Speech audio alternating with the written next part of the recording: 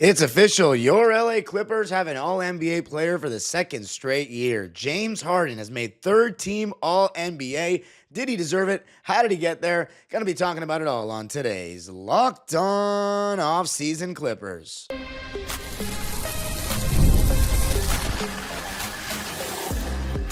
You are Locked On Clippers, your daily Los Angeles Clippers podcast, part of the Locked On Podcast Network, your team every day. Yes, sir. You were locking in with the Clips. Thank you for making Locked On Clippers the first listen of your day, your team every day. I'm your host, Darian Vaziri, born and raised in LA. Just finished my 20th season as a Clipper fan. Been covering the team for 5 years on my own YouTube channel, Dime Dropper, and 3 years right here on the Locked On Podcast Network, your team every day. This episode is brought to you by FanDuel, America's #1 sportsbook. Head on over to FanDuel.com and get started. Place your first $5 bet. If it wins, you'll get $200 in bonus bets. In this episode, we're going to be reacting to James Harden being an All-NBA player. Congratulations to James Harden, third-team All-NBA. We're going to be talking about what that could mean for his offseason situation and the new contract he might request. And, of course, should he have been second team? So, James Harden makes the All-NBA third team today. Absolutely well-deserved. I said it over and over again that James Harden deserves an All-NBA nod this year with the 79 games that he played and how much he had to carry this offense. 37 games of Kawhi Leonard out of 82, and we still had 50 wins because of the floor raising of a year 16 James Harden. And if you wanted to see what my overall grade for him was this season, my overall synopsis of his season, I released that episode earlier this week. Just did Ivica Zubac yesterday and then Kawhi Leonard earlier in the week. But James Harden absolutely deserves this. I mean, the guy carried us all season long offensively. He was our only consistent source of offense, really. I mean, of course, we had the occasional Zubac post-up that we've been asking for more of for so long. But James Harden, him in the pick and roll with Zoo, his ability to isolate and still get the step on his defenders and create advantages offensively was integral to our success, especially in games against teams we're supposed to beat, where you just need a guy that can create those looks in pick and roll. James Harden did exactly that. When you look at the first team All-NBA, the usual, the guys you'd expect to be there are there. Of course, former Clipper SGA. We're going to talk about, we're going to do a trade episode on that later this week. I was actually going to have already done it, but James Harden made All-NBA. Ivica Zubac made All-Defense. So talking about current Clippers is more relevant. But OKC did get, of course, SGA on that first team All-NBA. Of course, Nikola Jokic, Giannis again, and then Tatum and Donovan Mitchell round out first team All-NBA. For the second team, Evan Mobley of the Cleveland Cavaliers, Stephen Curry, Anthony Edwards, LeBron, and Jalen Brunson. And then the third team, which Harden's featured on, Cade Cunningham, Jalen Williams of the Thunder, Karl Anthony Towns, Tyrese Halliburton, and, of course, James Harden. The 8th election for Harden and his first All-NBA appearance since the 2020 season, which is unfortunate because in 2021 he was a legitimate MVP candidate for a large stretch, and then he ended up getting hurt. But he hasn't been, in a situation where he's All-NBA since then. So the fact that he was never All-NBA with the Nets, he was never All-NBA with the Sixers. He's only been All-NBA for 2 teams, the LA Clippers and the Houston Rockets. So that really marks a moment for James Harden. I think you could make a strong argument, even though it's only been a little under 2 years, even though he didn't peak as high as he did with his 2021 version, because the 2021 version of James Harden was 25, 8.5 rebounds, and 11 assists on 47, 37, 86 splits on a winning team with other stars on it. Of course, there were times where he played without Kyrie Irving and Kevin Durant. 31-13 record in 44 games with the Nets that season. So that's a different level, right? That's just a different level of James Harden. That was pre-hamstring injuries, and I always acknowledge that because he's never averaged 23 points or more since those injuries. But this was his All-NBA selection, his only one besides his years with Houston. And I think that's relevant. Can you make the argument? James Harden's been a better Clipper than he was a Sixer, than he was a Thunder, than he was a Net. Honestly, right now it says, this is, by the way, his first time making, oh no, it's his second time making the All-NBA third team. Weirdly, James Harden's never made the second team. He was first team in 2014, 15, then 17, 18, 19, 20. I don't know how he didn't make All-NBA in 2016 at all. He was still, I know his team was the 8th seed and they disappointed, but he was still very, very good. He was easily a top 10 player in basketball. So for him to not make any All-NBA team in 2016 is a little strange. But again, I don't put too much stock into media awards, unfortunately, for the media. I just it all depends on how much basketball you're watching. But they got the fact that James Harden should be All-NBA correct this season. I mean, 8-time All-NBA. Anytime you can say that you did that, it's amazing. But James Harden legitimately makes All-NBA on only his second franchise ever. We're the only other team that he's technically been an All-NBA player for. When you rank James Harden's career and you think about it in 15 years or when he retires, you're going to remember James Harden, the Houston Rocket, the version that I dislike. But because I don't like Mike D'Antoni ball. Pre-D'Antoni Harden on Houston, I liked. But that's the guy we're going to remember is the beard in Houston, right? Houston's adopted son, besides Hakeem, of course. Although, they adopted Hakeem in college. But, because of this and because of the season that he had this year, and because the Brooklyn Nets tenure was kind of marred by injuries, and he's technically been here already longer than he was with the Nets and the Sixers, because he got there midway through the 2021-22 season. So yeah, honestly, it makes sense. You could make an argument that James Harden's second best tenure has been with the Clippers.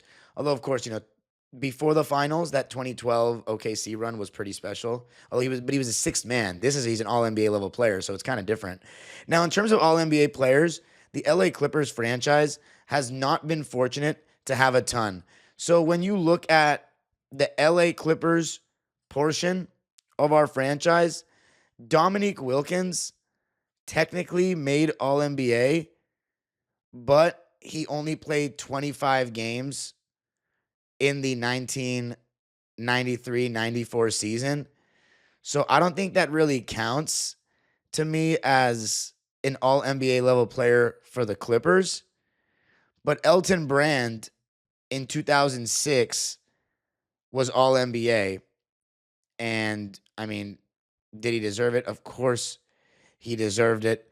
The guy was, and the reason why I bring that up is because I want to just tell you how few All-NBA players the Clippers have really had and how special this is, for James Harden. Elton Brand was All-NBA second team in 2006, which for us was a huge deal. We did not have All-NBA players like that. So, unfortunately, that would be his only All-NBA season of his career. He obviously made the All-Star team twice with us in 02 and 06. And then you had CP3 and Blake Griffin and DeAndre Jordan, who were All-NBA. And then, of course, Kawhi Leonard. I'm going to double check. I think Paul George made it 1 year, maybe 2021. Let me check. Yep, All-NBA third team in 2021, Paul George. So Paul George, Kawhi Leonard, Chris Paul, Blake Griffin, DeAndre Jordan, Elton Brand, and now you can add a seventh player to that list, James Harden. And I've gotten the pleasure to witness all of these players as a Clipper fan. So for us newer Clipper fans, we got to acknowledge that we are a little spoiled. Even though we had guys come in like the Dominiques, the Danny Mannings, the Mark Jacksons, the Ron Harpers, Lamar Odom, Sam Cassell. We didn't quite have All-NBA guys. We didn't quite have guys that peaked with us. Marcus Johnson, Bill Walton, Norm Mixon. These guys were all stars. I mean, in Bill Walton's case, some say with the Blazers, one of the best players to ever live. I haven't seen the tape yet, but we didn't get that version. So even though we didn't get the prime James Harden, we still got an All-NBA version. And because of that, he's one of automatically the greatest Clippers of all time, in my opinion. Now, we're going to list them right now. We'll save that episode for another one in the offseason. But All-NBA for the Clips, I just named less than 10 names. So congratulations, James Harden. You've earned it. absolutely deserved it. The averages this season, I know we've heard them so many times, but 23, 6, and 9 for James Harden in year 16. And he did it while playing 79 games. I think that's the most important part about it all. 79 games to average 23, 9, and 6 and 9, and a steal and a half a game. The guy was big time. He deserves this. He's the main reason why we overachieved, although if it's Zubats, you can argue as well. But coming up, what does him being an all-NBA player have to do with going forward? His contract situation. He does have a player option. Going to be talking about that coming up. I got to tell you a little something about FanDuel. The NBA playoffs are in full swing, and we're at the conference finals now. You can't miss it. This is where legacies are made. Whether it's a game-winning shot or a breakout player, there's never been a better time to get in on the action. FanDuel makes it easy to stay in the game before tip-off and live. With player props, performance trends, and same-game parlays, fans have more ways than ever to play smart and win big. What would it look like to combine live prop bets mid-game based on how the action unfolds? Well, right now, you can bet live you can bet live in the middle of games. But right now, if you want to bet on the finalists, Pacers and Thunder are minus 165 for the finals. And it's literally, as I am recording this episode, the odds are changing. So it's always going down on FanDuel. New to FanDuel, it's the perfect time to sign up. Head to FanDuel.com and place your first $5 bet. If it wins, you'll get $200 in bonus bets. Make every moment more with FanDuel, official sports betting partner of the NBA. All right. James Harden is all NBA. Now, what does that mean for his contract? So now when you look at James Harden and his contract history, it is interesting. It's been a big reason why he's moved teams is the contract stuff. But let's take a look at his contract history. So 2016 to 2019, he got 117 million, basically 118 million maximum extension in his prime years of the Rockets. Then from 2019 to 2022, the Rockets paid him 4-year, 171 million max extension, signed using his bird rights. So he was getting $42 million per year. Now, he took that contract into Brooklyn, and it was supposed to expire in 2022. So that was the whole thing of, the Nets haven't shown that they're going to re-sign him. And they didn't make that commitment to him after 2021, because of the hamstring injury and whatnot. I forget exactly all the things that occurred. I remember doing videos on it on my own channel when that was going down. But I remember that he either didn't love their situation. I know Harden didn't love the situation because he felt like, I'm trying to compete. What's going on here with the Kyrie stuff? I don't think that the Nets players, Kevin Durant, James Harden, that they respected the way Sean Marks and Joe Tsai went about things. Because either you're going to put your are you going to put your foot down and say Kyrie Irving cannot play at all? Or you're going to, because what they did was they were like, he can't play in road games. I'm sorry, he already couldn't play in home games. They're like, yeah, he can't play in road. He can't just play on the road and then only play at, he can't just play on the road and not play at home in front of the fans. So they were doing that to try to get him to play, and then Kyrie Irving stood his ground and didn't play because he didn't want to get vaccinated. And then they all of a sudden, when they were in trouble, when Kevin Durant was hurt, they were like, oh yeah, let's bring him back. Let's bring him back. And then I think Harden was like, what? Like after this whole season, after all that, we could have had him for those road games. You know what I'm saying? Now you're bringing him back. Everybody's getting hurt. And then Harden had to carry the team again when both of them got hurt. And I think he was just like, this is a mess. Like, I'm trying to get out of here. Let's go to Philly and reunite with Morey. So then the Sixers paid him after that season. There was a 2-year contract, $68 million total. So that'd be $34 million a year. But the thing was, they're going to give him a bigger deal because he took a more team-friendly deal. That was the whole thing that Morey and them decided. And because they didn't extend him, because they didn't do that, Then Harden was like, nah, you're not paying me the extension. You're not giving me what I want after I averaged 21 and 11. Got us one game away from the conference finals. I know I had a flame out, but come on, dude. You went back on your word. You're a liar. The rest is history. So then we got him on that last year. And then we signed him for this 2-year deal right before this season, which was this 2-year, $70 million contract. And of course, I did an episode on that right when it happened. And I was like, this is a good deal, honestly. $35 million, only 2 years.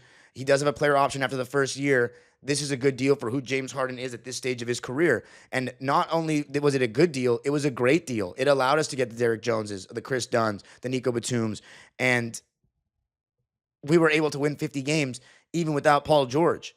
So this was a great year for Harden in terms of how much he was getting paid to. I think he played well above his average. If you're an all-NBA player, you could get $40 million a year or more. You should be at least. So for him to be a $33 million man and do what he did, I mean, it says a lot. Now, as far as the player option, he could always use this and be like, look, I was all NBA last year. $36 million, we can do a little better than that. Look what I did for this franchise. You guys didn't have your star player, your $50 million man, Kawhi, healthy. Without me, you would have never gotten him in the playoffs healthy. You would have never gotten him playing in front of Intuit Dome so fans like me can say we finally got a healthy Kawhi in front of the fans. It took 6 years for that, and if it wasn't for James Harden, we would have never gotten that. So he could use that to his advantage. The thing is, how much will that strap us financially to make the roster better? I think that matters. Now, the question is, James Harden has shown with the Clippers so far that he wants to make the team competitive. He wants to win, right? But then he does things like in game 5 and 7, look like he has no juice left and then leaves and doesn't talk to the media. It's just, I don't know. Sometimes it feels like the urgency, the responsibility of how big of a figure he is sometimes can get lost on him. He can get emotional. I think that's what it is. He can get emotional and moody. And it's like, I get it when you lose, but he looked like he just had nothing left. Like, I know he had those assists in game 7, but he had a horrible game and then just walked out. Sometimes, and this is just, I think, part of his demeanor, but the games in which Harden has bad games, which weren't too many this season, obviously, he just looks like he's just going through the motions. You know what I mean? And again, he plays a very taxing style of play. So he does get exhausted over the course of a season, but he does that to himself. He plays the way he does. He's the player that he is. He doesn't play off ball much. And every roster, when you put a roster around him, needs shooters and defenders more than they need ball handlers. So when people are like, oh, he needs another ball handler, it's like, yeah, but you also need shooters, scorers, all that but around him. You know what I mean? So when you build a team around Harden, it always ends up being the Harden show, and you need the right personnel around that. And we had good personnel around that to win. No team has quite figured out how to win a championship with him, although, of course, the Rockets came the closest, and also the Nets. In that case, the Nets had, 2 better scorers than him. We haven't really gotten to that point yet. By average, we were, but Norman Powell is still not a better scorer than James Harden, and everybody knows it. So as far as the contract, I hope he doesn't ask for too much, but I would look for the Clippers to try to make it so that his timeline aligns with Kawhi's, and his contract expires 2026-27. So then we can, go a new direction after that. And, who knows how much longer Harden's going to play. That's the thing is, he's still very good. He hasn't entered, sixth-man territory yet where he can come off the bench and be, a great spark plug offensively. He's still very, very good. He's still playing at an all-NBA level at age 36. You know what I mean? Or 35. He was 35 for the majority of the year. So he's not really slowing down too much. It's been a slow decline. And it's been a lot like that for a lot of these players right now because I guess, the modern surgeries, we're not practicing as much as before. We're not trying to kill the players' bodies the same way we used to, and they're already kind of cooked entering the league now. But that's a different discussion for another day. But yes, James Harden's contract, I think just look out for it. He might have more of a bargaining chip to get more money, and I think he wants to retire here. I think it's very clear James Harden, and here's what I think about Harden. When it comes to winning, I just think there's levels to it, right? And I said this about Kawhi as well at times. Although I think Kawhi sometimes cares about winning more than Harden. Not sometimes. I genuinely think he just does. But Harden and Kawhi, I just don't get the sense that they're starving for a ring. It's like, yeah, it'd be great if we can get it. But you know what? It's not the end of the world if we don't. I prefer a player to have as is the end of the world. Now, that's me being a fan. But that's just how I approach everything that I do competitively when it comes to that type of stuff. And I can't relate. I can't relate to playing in front of millions. You know what I mean? But hey, man, I feel the weight of the world sometimes coaching my school teams, and those are like middle school. You know what I mean? So I don't know. There are other stars and other teams out there that play with that hunger. That's all I'm saying. And I get Kawhi Leonard not having it because he's won 2 rings and he does not want to he just doesn't want to get more hurt. He doesn't want to get more hurt. He just wants to play basketball. So I think he's not tripping too hard the fact that he ended the series healthy. Harden, I think he's on that Westbrook kind of time where he's like, you know what? It's not going to make or break my career if I don't get the ring. Clipper fans are starving, man. There's old Clipper fans out there. You know what I'm saying? They want to see a ring. So I don't know. We'll see. We'll see what contract Harden takes, but he's definitely well in his right to ask for more. But coming up, let's evaluate the teams. Should Harden have been higher? Like on the second team or something? We'll talk about that coming up.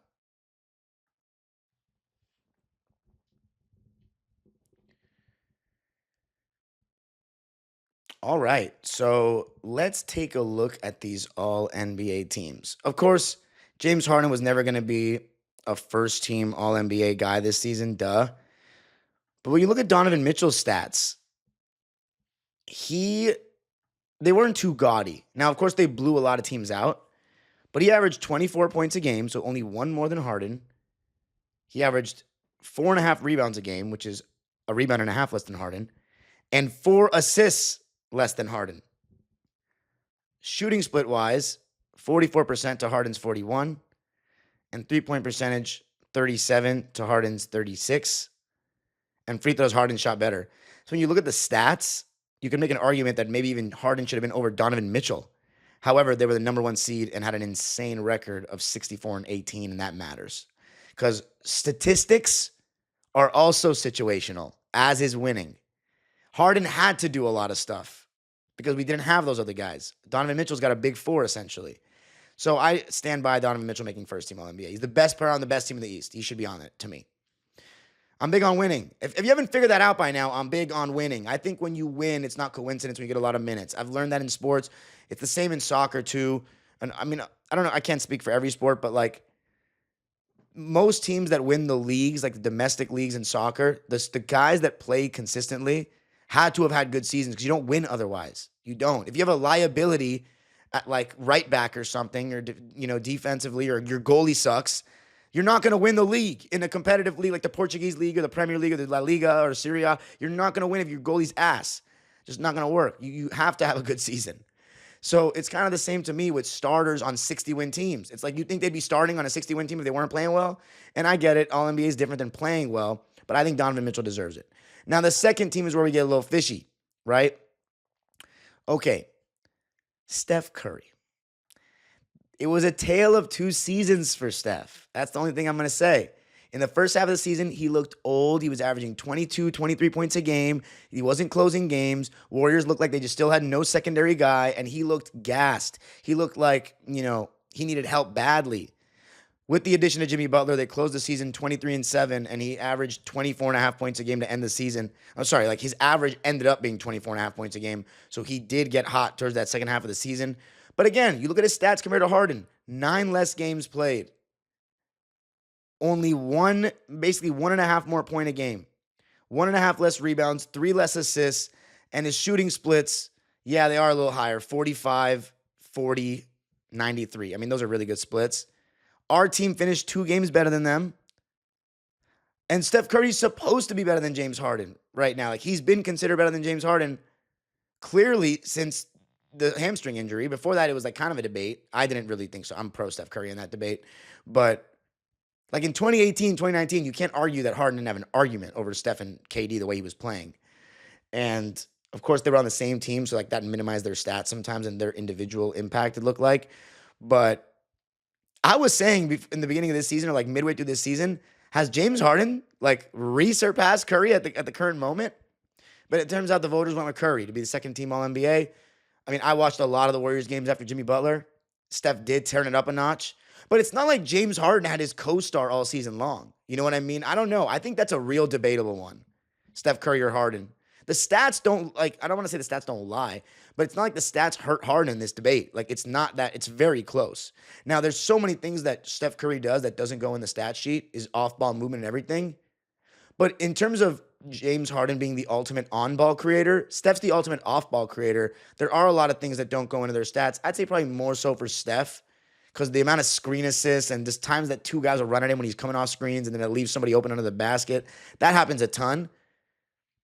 So I'm not like totally mad at it. I'm just saying that Harden had a case for second team, in my opinion. And then, of course, Anthony Edwards, I'm not going to argue with that because defensively he definitely does more than Harden. So, and Brunson, I mean, there's no real debate there for me. So, and Evan Mobley, I mean, defensive player of the year, yeah. So I think Harden is good where he's at. I think if there's one argument to be made, it's Steph Curry, personally. But yeah, as far as Ivica Zubac, should he have made All-NBA? Who would you take off? That's a conversation for the next episode. So before we go, you can follow me on Twitter and Instagram at DimeDropperPod. Subscribe to my own YouTube channel, Dime Dropper, for even more LA Clipper and LA sports content. And Locked On Clippers is free and available wherever you get your podcasts, including YouTube. Make sure you subscribe, hit the notification bell for all things LA Clippers. Let's get up to 8,000 subscribers. The age-old proverb continues. Go Clippers.